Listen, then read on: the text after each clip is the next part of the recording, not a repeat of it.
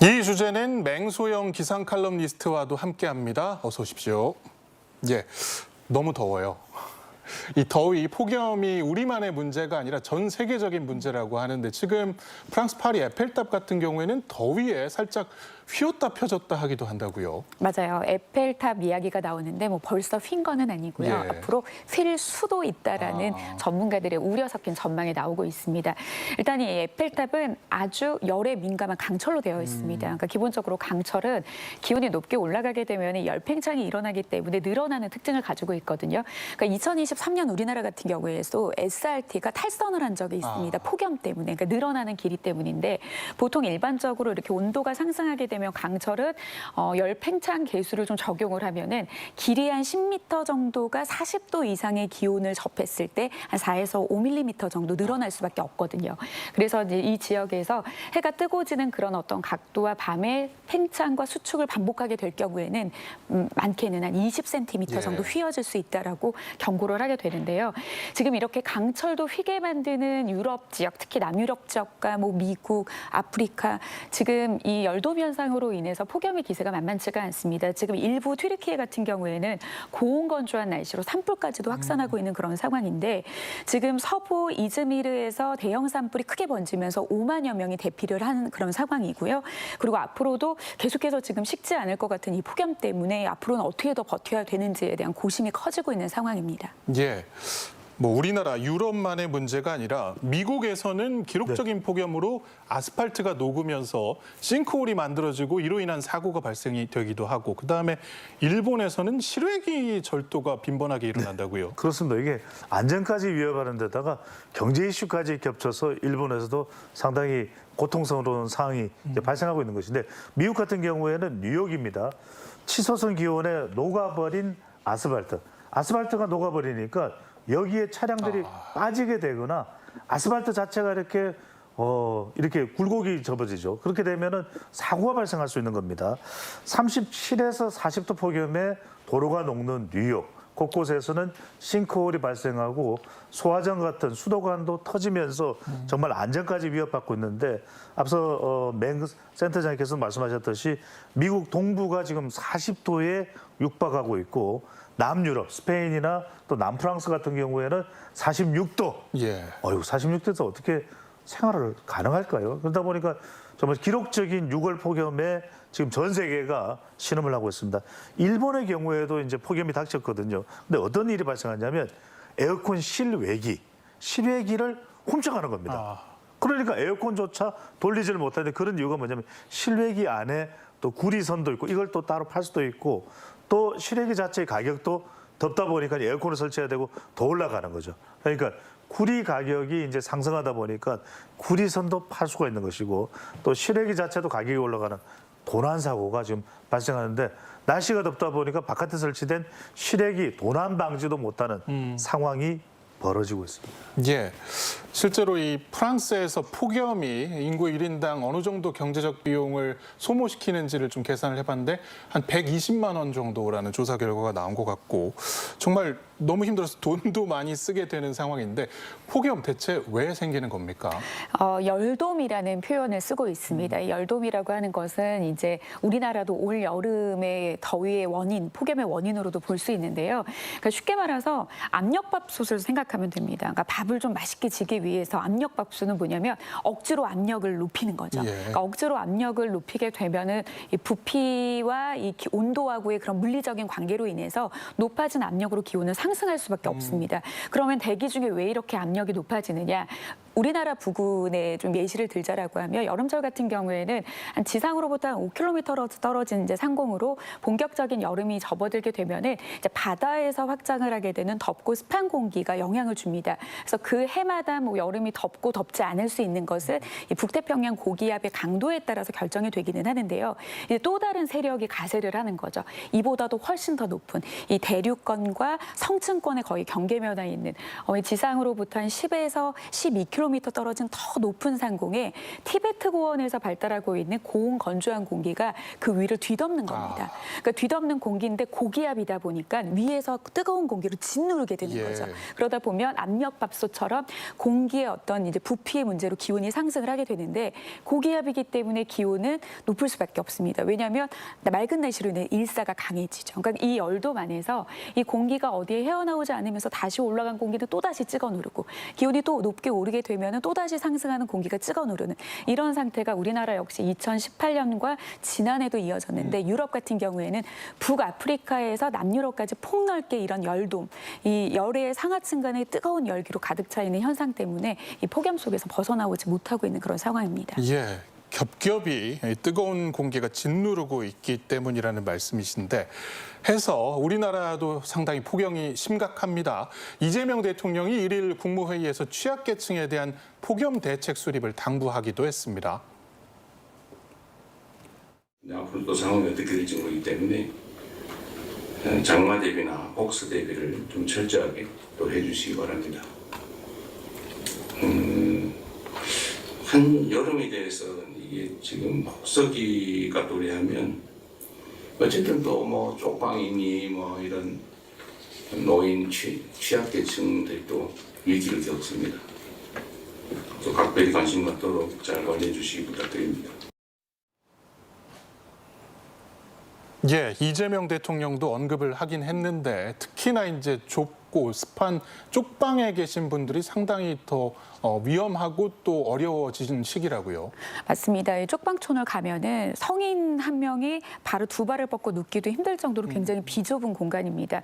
네, 이런 이 쪽방촌들은 건물 구조상 에어컨 설치도 어려운 방들이 굉장히 많은데요. 거의 뭐 여름철에 뭐 찜질방 수준인 거죠.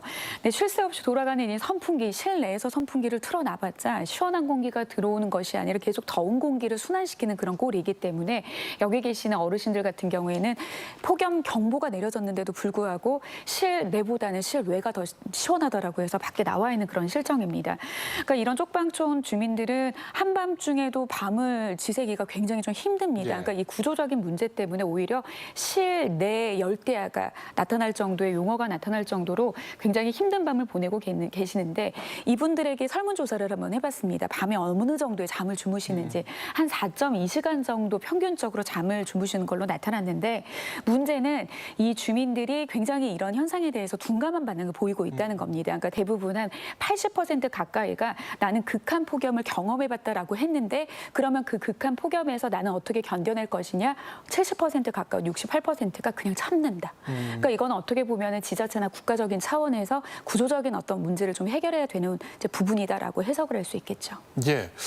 비라도 좀 시원하게 내리면 더위를 식혀줄 수 있을 것 같은데 저희가 6월 중순경에 제주에서 첫 장마가 올라오고 있다는 소식 전해드렸음에도 불구하고 최근에 좀 비를 실제로 맞기가 어려운 상황입니다. 비가 덜 오고 이렇게 더운 이유 뭐가 있을까요? 제주도에 6월 12일에 비가 장맛비가 시작이 됐었을 때 많은 분들은 어떤 것을 걱정을 했냐면요. 2020년도 똑같이 태풍 없이 장마가 일찍 시작됐는데 그 당시에는 54일이라는 최장 장마가 이어졌거든요. 이번 장마 또 길게 이어지는 거 아닙니까? 그게 예측이 가능하면 너무 좋거든요.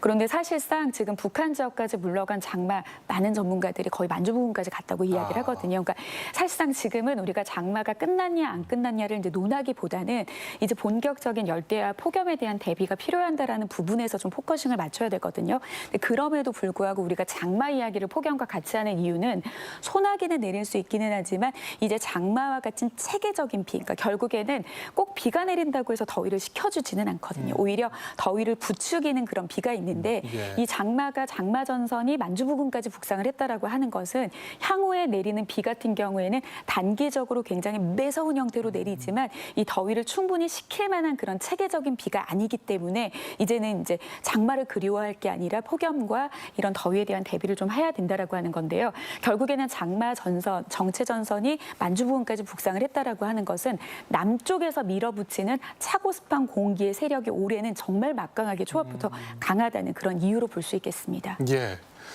자, 요즘엔 단순히 더운 수준을 넘어서 전국 대부분 지역에 폭염특보가 내려졌다는 소식이 이어지고 있습니다. 더위에 지친 시민들 목소리 들어보시죠. 요새 날씨가 너무 더워서 걸어다니기도 힘들고 낮에 사람 숨쉬기도 힘든 것 같고 열대 때문에 잠도 설치는 것 같고 그렇습니다. 요새 날씨가 많이 더워서 이제 저 같은 경우는 아이스 아메리카노를 들고 이렇게 수분 섭취를 하고 있고요. 집 같은 경우도 들어가면은 바로 이제 에어컨 제습기를 딱 켜고 생활을 하고 있습니다. 이제 그렇지 않으면 너무 버티기가 힘들더라고요. 예, 좀 해라도 지면 시원해져서 잠이라도 잘 자야 되는데 요즘 그러질 못하고 있습니다. 29일에 서울에 첫 열대야가 관측이 됐다고 하는데 올해 좀 얼마나 나타날까요?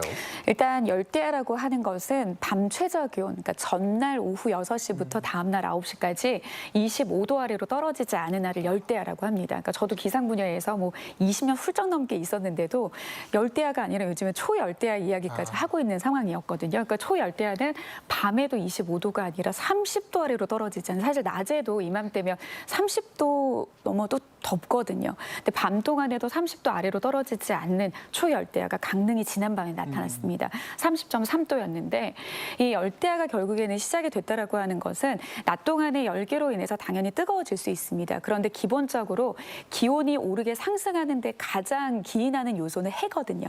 근데 해가 지고 나면 열기가 식기 마련인데 문제는 이 장마가 거의 끝났다고 봐야 되는 이 시점에서는 덥기도 덥지만 습한 공기로 인해서 이 습기가 밤 동안에 낮 동안 올랐던 열기를 잡아두게 됩니다. 그리고 특히 강릉 지역이 30.3도 아래로 기온이 떨어지지 않았다라고 하는 것은 해안 지역 같은 경우에는 그 바다가 어떻게 보면 대형의 가습기 역할을 합니다. 그러니까 가뜩이나 습도가 높지 않더라도 이 바다 효과 때문에 낮에 오른 열기를 바닷가에선 잡아둬서 바다는 사실 밤 동안에도 기온이 잘 안 떨어지거든요.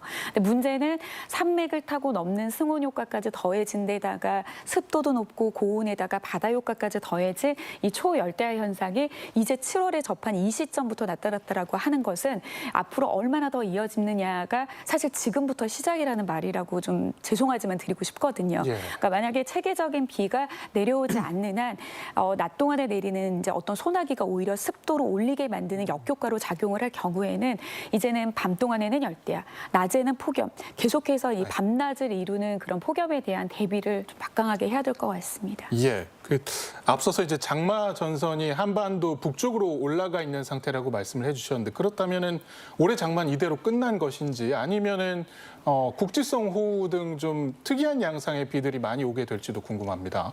우리나라를 대표해서 기상 정보를 발표하는 기상청을 제가 뒤로 한 채 이번 장마가 끝났습니다라고는 과연 할 수는 없겠죠. 예. 하지만 기상청에서도 2009년부터 장마 예보를 하지 않는다고 했습니다. 그러니까 그 말은 즉 장마의 시종 예보라는 시작과 이제 종료가 됐습니다라고 하는 예보를 하는 것은 좀 무색하다라고 이야기를 하는 원인은 여러 가지가 있는데요. 일단 장마의 시작과 끝은 사실 사후 분석입니다. 나중에 살펴보니 이런 장마의 시작과 끝, 근데 왜 우리가 장마의 시작과 끝이 중요하냐면 기후 변화를 분석하는 그 하나의 시그널로 어떻게 기후가 변화가 되고 있느냐가 사실 중요한 거지 장마가 시작이 되고 끝났다라는 것은 우리 생활에 큰 의미는 없거든요. 근데 다만 문제는 장마가 끝났다라고 하는 그 관점을 우리 국민들은 이제 앞으로 비는 없다라는 관점에서 생각을 한다라는 거거든요. 근데 여름철에는 이제는 장마가 우리나라를 대표하는 비가 아니라 다양한 여러 가지 이유에서도 비가 내릴 수는 있습니다. 그래서 뭐 사실상 개인적인 의견을 이야기를 한다라고 하면 만약에 이대로 지금 기상청에서 열흘 이상 비 예보가 없는 상황이라고 하면 보통 장마를 뭐 1차, 2차로 또 구분을 짓기도 하거든요. 그럼 1차 장마는 이대로 종료가 됐다라고 봐도 좋습니다. 근데 다만 그렇다라면 폭염을 시켜줄 비가 없느냐? 아닙니다.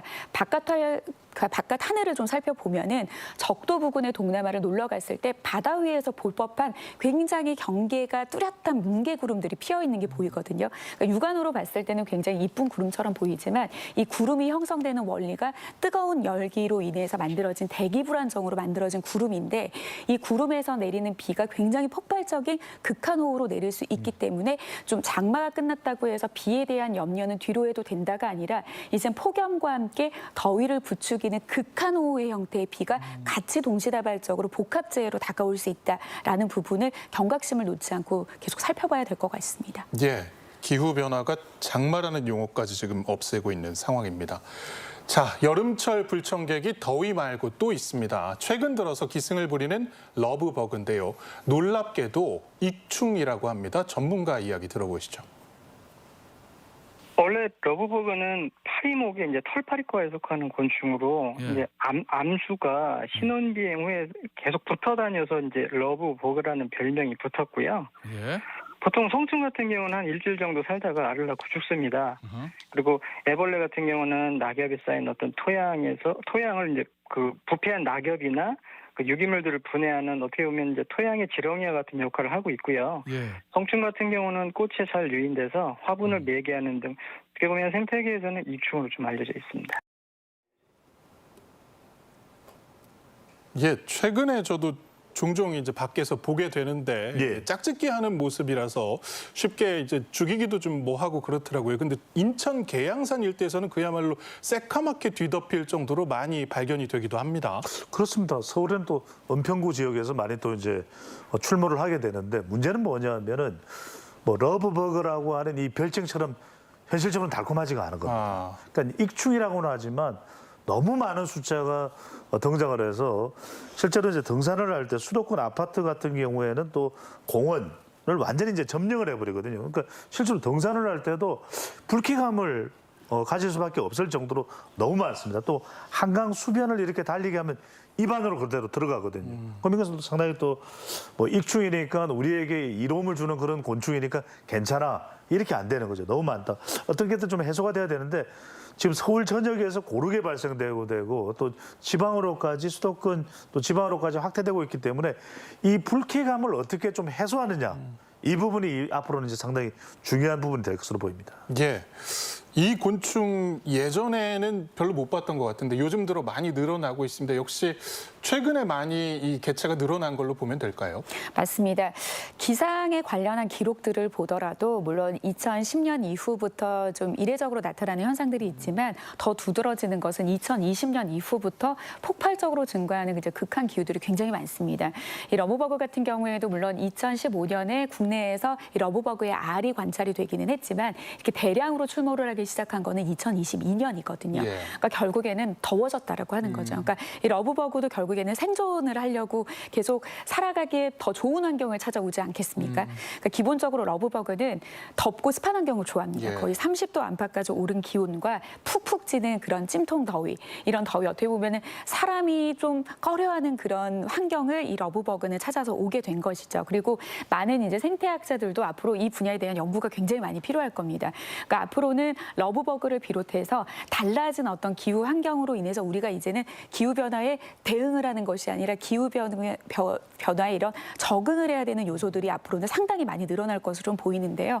아무래도 달라진, 그러니까 한반도가 지금 중부지방 같은 경우에는 이제 아열대화가 시작되지는 않았지만 보통 일반적으로 월 평균 기온이 10도 이상의 상태가 8개월 이상 지속되면 이제 아열대 지역이라고 구분을 예. 하는데 이미 남해안과 뭐 제주도 지역은 아열대에 접어들었으니 아열대에서 주로 서식하는 러브버그가 우리나라를 반기면서 찾아올 수밖에 없는 거겠죠. 예.